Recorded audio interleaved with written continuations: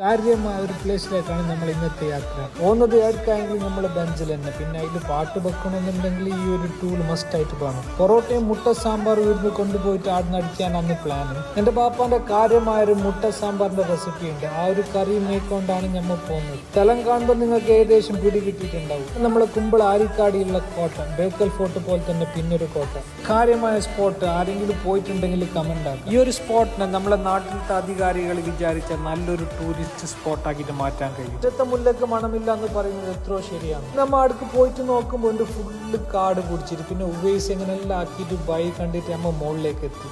ഇതാണ് അടുത്ത മുകളിലത്തെ വ്യൂ എന്ന് പറയുന്നത്. ഈ കോട്ടയ്ക്ക് ഒരുപാട് ചരിത്രങ്ങളുണ്ട്. കയറുമ്പോൾ ഫുള്ള് കാടായതുകൊണ്ട് ശരിക്കും ആസ്വദിക്കാൻ പറ്റിയിട്ട് സസിയായിട്ട് നമ്മൾ ബൈലോട്ട് വന്നു. ശരിക്കും ആസ്വദിക്കാൻ കഴിയാത്തതിന്റെ ചൂട്ടിൽ പൈസയിൽ ഒരു തിരിച്ചിട്ട് നമ്മൾ ബെഞ്ചിന് ചെറിയൊരു പണി കിട്ടി.